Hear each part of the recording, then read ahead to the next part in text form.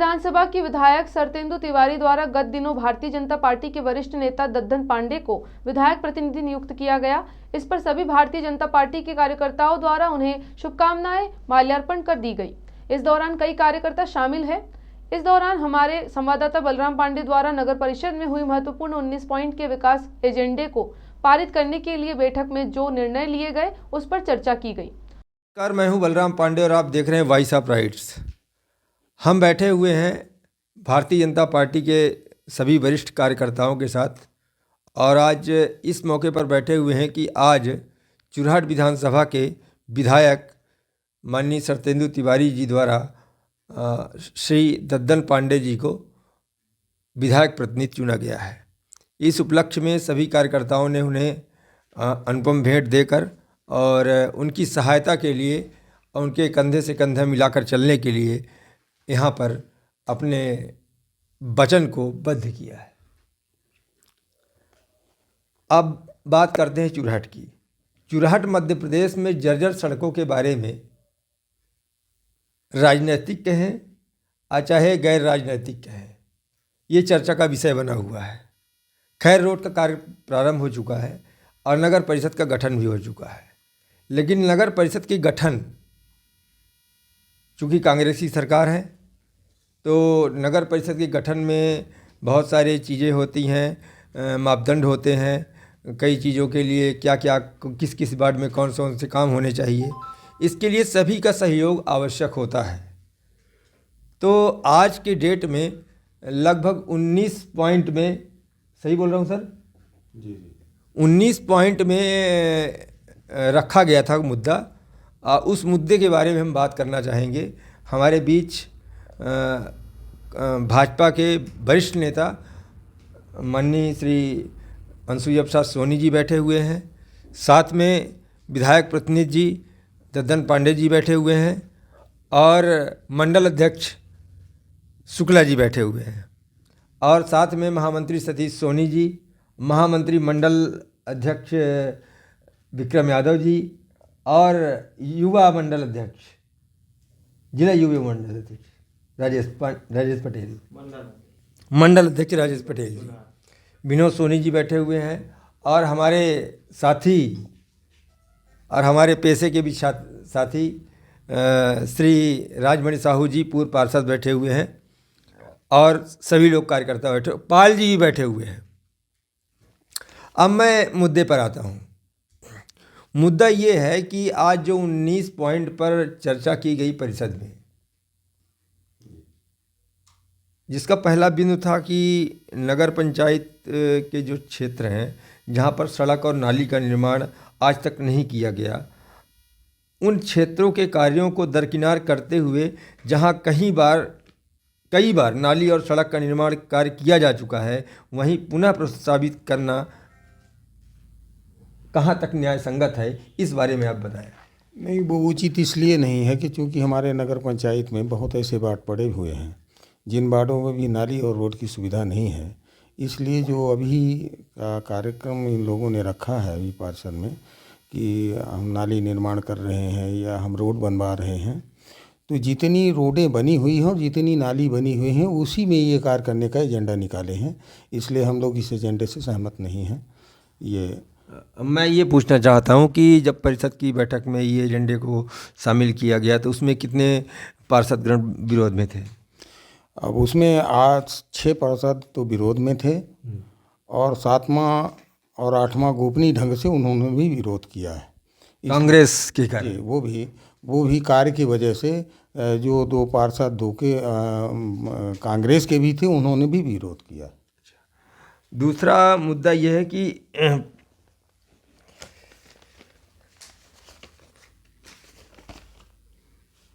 जल प्रदाय, विद्युत एवं स्वच्छता के लिए वाहन खरीदा जा रहा है, वो भी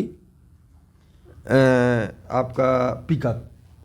वो किस माध्यम से कार्य करेगा, वो कितना नगर पंचायत के लिए उपयोगी होगा, इसके बारे में बताएं। वैसे नगर पंचायत के लिए जल प्रदाय के लिए तभी टैंकर बहुत ही काफ़ी अपने बीच में देखने को मिला था कि नगर पंचायत में है, लेकिन कुछ नगर पंचायत के अंदर की ये गोपनीय स्थितियां हैं कि वहाँ पर ग्रामीण अंचल में हमको जल पहुँचाने में असुविधा हो रही है। हम उसमें अगर ग्रामीण लोगों को सुविधा दी जाती है तो उसमें हम कुछ ऐसा हस्तक्षेप नहीं करना चाहते हैं। हम ये चाहते हैं कि भाई ग्रामीणों को सुविधा अगर मिल रही है तो पिकअप आए और उसके माध्यम से अगर वितरण होता है तो हो जाए जल, उसमें हम कोई हस्तक्षेप नहीं करना चाहते हैं, वो ठीक है। वार्ड नंबर 2 में नाली का सड़क का निर्माण हो रहा है। सड़क के निर्माण में कई लोग आपत्ति भी दर्शाए हैं। मैंने मौके पर जाकर देखा कि मटेरियल में कोई कमी नहीं है। मटेरियल में कोई कमी नहीं है, लेकिन सबसे बड़ी बात ये कि नाली के 2 फुट ऊपर सड़क बन जाने के कारण जब बरसात का मौसम आएगा तो पानी सड़क में नहीं पहुंच पाएगा, सीधे घर में पहुंचेगा। इसके लिए क्या प्रस्ताव रखा गया था? हाँ, ये रखा गया था। इसमें ये चर्चा की गई कि चूंकि जब आपने रोड से ऊपर और रोड बनवा रहे हैं, क्योंकि ये बनी हुई रोड थी, इसी को उन्होंने फिर से रोड को कैसा पुराना टेंडर था इस हिसाब से दे दिया गया है। लेकिन नाली का जो निर्माण किया गया था, वो नाली का निर्माण हमेशा पानी नहीं बाहर निकल पाता और उसमें से मकान में भरता था। लेकिन अब रोड का ऊंचीकरण कर देने के बाद लोगों के घर में अंदर पानी इतना जाएगा कि वो लोग सब परेशान होकर और काफ़ी उनकी नुकसान होगी।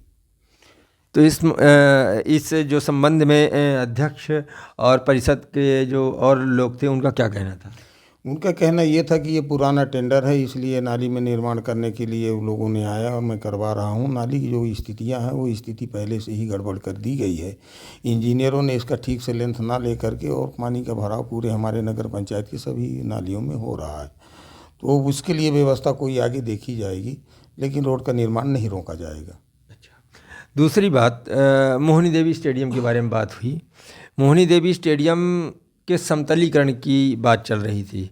मेरे हिसाब से, मेरी जानकारी के अनुसार हर साल उसका समतलीकरण होता आया है और संभवतः रोज़ वहाँ पे खेल होता है। मैं भी जाता हूँ डेली।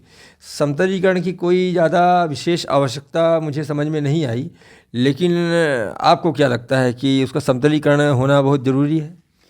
नहीं, आप लोगों को तो ऐसा लगता है और हमको खुद ही लग रहा है कि चूंकि समतलीकरण के आधार पे तो हमने सब देखा, अच्छे ढंग से वो फील्ड पहले से ही कई बार उसको समतल कराया गया है और अभी समतल है। लेकिन उसमें एक ज़रूर कमी ऐसी देखने को मिली है कि कहीं ना कहीं आइट साइड से पानी आ जाता है, इसलिए नाली जो है ग्राउंड से थोड़ा नीचे बनवाने की व्यवस्था कराई जाए। और ये जो समतलीकरण की बात हो रही है तो नगर पंचायत का पैसा खाना या उड़ाने के लायक ऐसा लग रहा है, इसलिए समतलीकरण का आवश्यक नहीं है। दूसरी बात, जैसा कि सौंदर्यीकरण के नाम पर आपको भी विदित होगा शायद, सौंदर्यीकरण के नाम पर कई बार भ्रष्टाचार के आरोप नगर पंचायत के ऊपर लग चुके हैं तालाब को लेकर, और फिर वही मुद्दा सौंदर्यीकरण का आ रहा है। करोड़ों रुपए खर्च किए जा चुके हैं, उसके बाद भी तालाब का पानी गंदा है। वहाँ की जो दो नाव, चार नाव उसी के अंदर डूब के सड़ रही हैं, लेकिन फिर भी सौंदर्य के लिए बिल पारित हो रहा है। इस संबंध में आप? हमारे समझ से तो तालाब का जो सुंदरीकरण है वो नगर पंचायत का पैसा खाने का एक बहाना है, क्योंकि अभी तक जो सुंदरीकरण में पैसा लगाया गया है उसका लेखा जोखा भी किसी भी पार्षद को देने के लिए वो लोग तैयार नहीं हैं। ऐसा पार्षदों ने आज बैठक में उन्होंने चर्चा किया कि नगर पंचायत की ये जो सुंदरीकरण तालाब का चल रहा है, इसमें जो पहले पूर्व में जो इसमें खर्च किया गया है उसकी जानकारी दी जाए, और शेष अभी तक जो सुंदरीकरण किया गया है तो सिर्फ उसका लाल पानी है और बाकी उसमें कचड़े और वहाँ पे आने जाने वाले लोगों के लिए कोई ऐसी व्यवस्था नहीं की गई है जिसकी वजह से वहाँ गंदगी फैलाने वाले लोग रोके जा सकें। तो अच्छा, एक चीज़ और है, जो टेंडर डल रहा है हमारे यहाँ पे, वो 21.2 बिलो रेट पर चल रहा है। तो क्या आपको लगता है कि निर्माण कार्य की गुणवत्ता में कमी आएगी कि बढ़ोतरी होगी? नहीं, निश्चित तौर पे उसमें कमी आएगी। इसलिए कमी आएगी कि अभी तो ठेकेदार ने जो कार्यक्रम को चालू किया उसने कार्य बहुत अच्छे ढंग से चालू किया है, लेकिन जैसा लोगों ने इन्हीं लोगों में से कुछ लोगों ने ऐसे जा कर के अपने नगर पंचायत में से धमकी दे करके कि हमको इतना दीजिए, उसने कहा मैं बिलो रेट में टेंडर लिया हूँ, मैं किसी को नहीं दूंगा, इसलिए गुणवत्ता विहीन में कार्य नहीं करूँगा। इस बात में अभी चल रहा है। तो कभी लोग ये जाके बोलते हैं कि काम तुम ना करो, लेकिन वो भी काम कर रहा है। जो कार्य भी कर रहा है वो तो ठीक कर रहा है, लेकिन अगर ये लोग उसको परेशान करके उससे पैसा और रिश्वत लेंगे तो इसके बाद हो सकता है गुणवत्ता विहीन काम हो। नहीं, अगर मान लीजिए वो गुणवत्ता विहीन काम ना करके गुणवत्ता युक्त काम करता है तो क्या आप उसके साथ में रहेंगे? नहीं, ऐसे लोगों के साथ में मैं पूरा साथ में हूँ। हमारा जनमानस पूरा साथ में रहेगा, हमारे चुरहट की सभी जनता जनार्दन साथ में रहेगी। अगर कोई भी कार्य नगर पंचायत से गुणवत्तापूर्ण कार्य किया जाता है उसके हम सब लोग साथ में हैं। जहाँ तक उपाध्यक्ष महोदय ने एक बात कही है कि स्थानीय लोगों को काम दिया जाए, ये है चुरहट नगर परिषद, ना कि ग्राम पंचायत।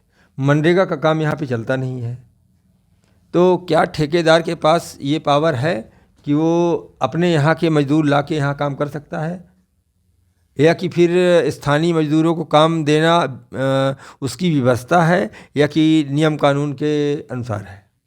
अब ऐसा है कि देखिए, आजकल ठेकेदार जो लोग होते हैं, ठेकेदार तो चूँकि मनरेगा या चूँकि जो लेबरों के वर्क को कराने के लिए मशीनरी से काम ज़्यादा यूज करते हैं, लेकिन हम सभी लोग ये चाहेंगे। नहीं, मेरा कहना ये है कि नगर परिषद और ग्राम पंचायत में अंतर होने की वजह से हम लोग सभी ये चाहेंगे। जी। देखिए कि चूँकि अपने एरिया के सभी लोगों को मजदूरी में कार्य में रखा जाए, ठेकेदार बाहर से लोग ना लाएं, यहीं के लोगों द्वारा काम कराया जाए।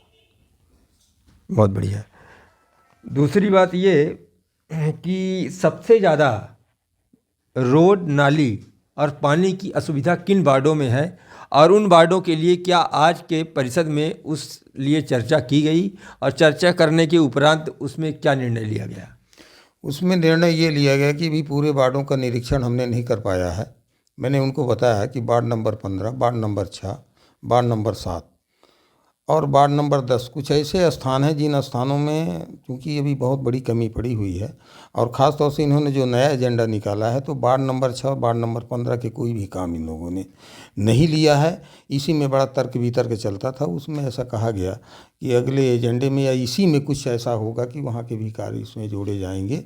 लेकिन उसमें प्रश्न किए लोगों ने और कुछ पार्षदों ने चर्चा किया कि जब आपने ऐसा किया कि आपने सभी कार्य को लागू किया कि हर वार्ड नंबर से लिए जाएं, तो ऐसा क्यों आपने ऐसा किया कि जहां से पार्षद लोग निर्विरोध हैं, निर्दलीय हैं, वहां का कार्य आपने क्यों नहीं लिया?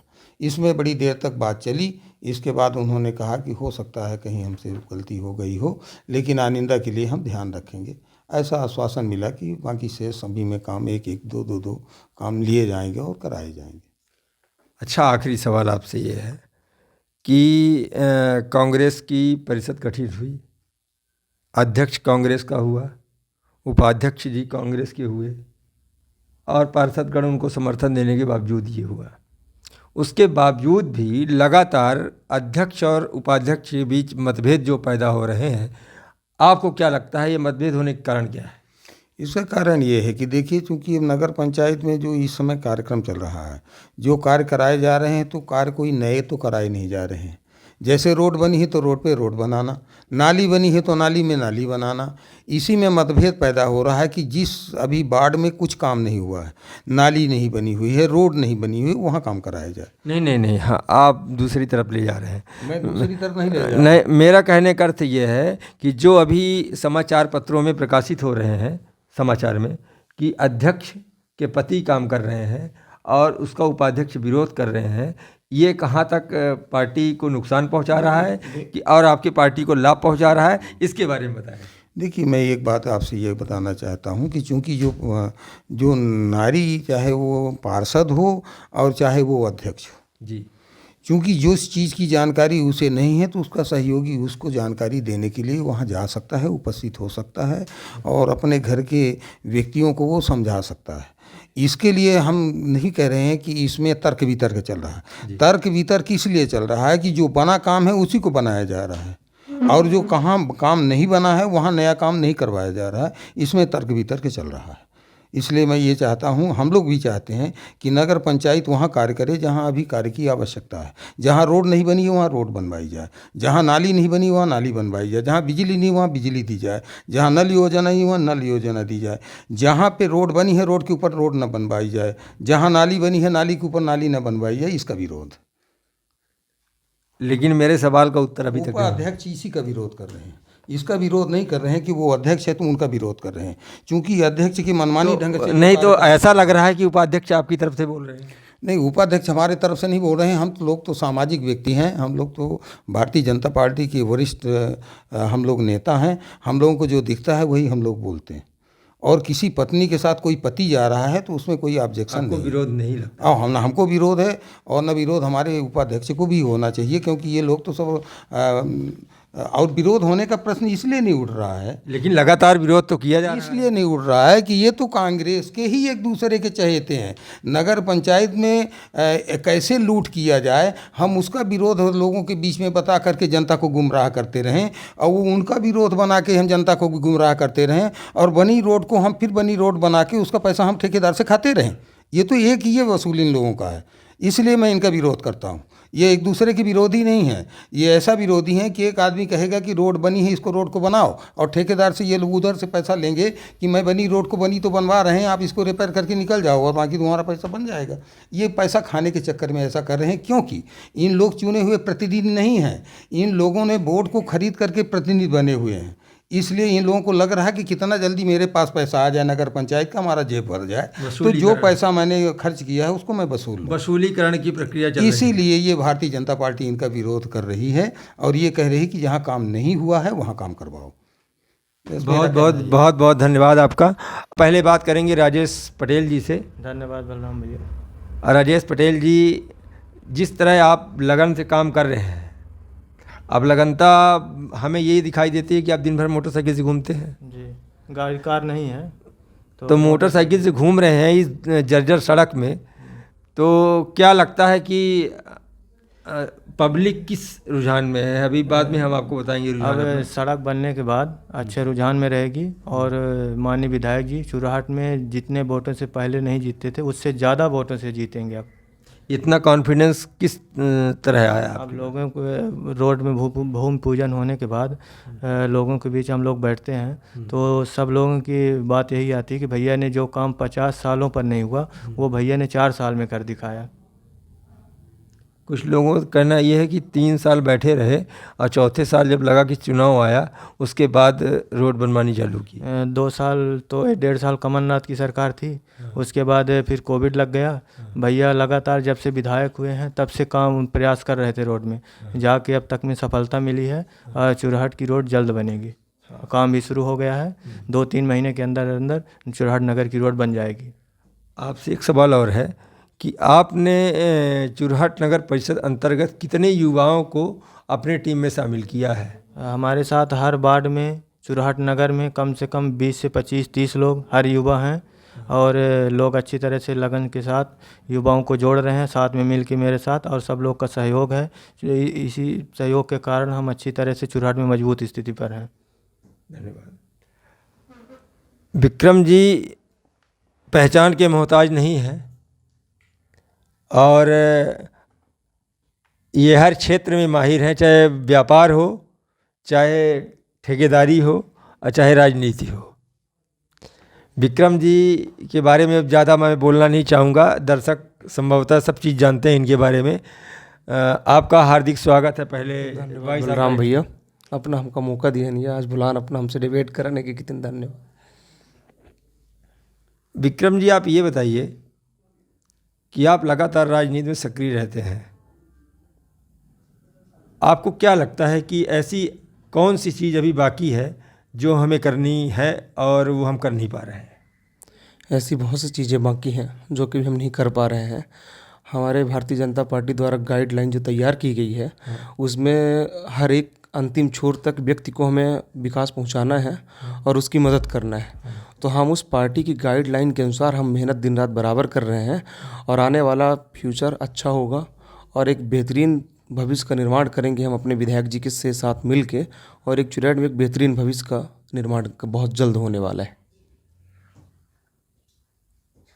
कैमरामैन जी थोड़ा हमारे ऊपर ध्यान दीजिएगा इस बात को, क्योंकि मैं इस बात को बहुत गंभीरता से ले रहा हूँ।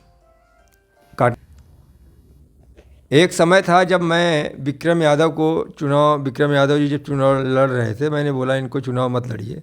लेकिन जब इन्होंने चुनाव लड़ा, जब इनका अप्रत्याशित वोट दिखा तो मैं खुद अचंभित हुआ कि इतना वोट आखिर आया कहाँ। उसके बारे में आप बताइए। वोट जो मिला है वो जनता हमें दी है। हम जिस वार्ड से हैं उस वार्ड पूरा कांग्रेसमय वार्ड है और हमको जनता जितना वोट दी है वो अपना आशीर्वाद दी है। और ये जो हमारे भारतीय जनता का विकास है, भारतीय जनता पार्टी के जो विकास है, आवास है, खाद्यान्न है, संबल योजनाओं में लाभ है, आयुष्मान कार्ड है, और 4 साल की जो विधायक जी की हमारी लगन थी, मेहनत थी, उनको न्याय रोजगार जो मिला है उसकी उन्होंने हमारे विधायक जी को उन्होंने अपना लौटाया है। और इसमें हमारे वार्ड नंबर 1 की जो विकासमय योजना उन्होंने देखे कि भाई आज हम 30 साल से पार्षद और विधायक कांग्रेस का बनाए हैं तो हमारे वार्ड में वो सुविधाएं नहीं मिली जो कि हम बिना पार्षद के ही भारतीय जनता पार्टी ने हमारे वार्डों में विकास किया है। तो उनको 4 साल में भारतीय जनता के प्रति बहुत अच्छा लगाव दिखा और विकास करने का रुझान दिखा, इसलिए उन्होंने भारतीय जनता पार्टी के प्रति अपना इतनी आशीर्वाद प्रदान किए। अच्छा, आप राजनीति में इतने जल्दी कम उम्र में ऊंचे पायदान पर पहुंच गए। भले चुनाव हारना जीतना अलग बात है, लेकिन ऊंचे पायदान पर पहुंचना अलग बात है। तो कैसा महसूस करते हैं आप? हम अच्छा महसूस करते हैं। ये हमारे लिए गर्व की बात है। भारतीय जनता पार्टी में कोई राजशाही नहीं चलती है। भारतीय जनता पार्टी जो है तो एक अपने गरीब आदमी को चुनती है और उसे बना देती है। इसमें राजशाही नहीं चलती है कि राजा का लड़का है तो राजा ही होगा। परिवारवाद नहीं है। भारतीय जनता पार्टी एकदम परिवारवाद से अलग काम करती है। वो एकदम रिक्शा वाले आदमी को भी टिकट दे के विधायक बना देती है। ये भारतीय जनता पार्टी की पहचान। और अपने युवाओं को, जो आपसे छोटे युवाओं हैं जो अब तैयार हो रहे हैं वोटिंग के लिए, उनके लिए आप क्या संदेश देना चाहेंगे? हम तो युवाओं को ये संदेश देना चाहते हैं कि उनकी जब तक उम्र है पढ़ाई करने की तो पढ़ाई में ध्यान दें और अच्छी पढ़ाई लगन से मेहनत करें, क्योंकि सरकार उनके पढ़ाने के लिए स्कूल कॉलेज का निर्माण करा रही है। और अपने पढ़ाई में ध्यान दें। पढ़ाई करने के बाद अच्छी नौकरी चाकरी करें और जिनका जहाँ अगर राजनीति में रुचि है तो आए भारतीय जनता पार्टी। लेकिन जब वोटिंग करने का समय आए तब क्या करें? वोटिंग करने का समय आए तो भाई वो देखें कि हमको कौन सी पार्टी हमारे आगे भविष्य बनाएगी, उसको चुने वो। चूरहट से बलराम पांडे की रिपोर्ट।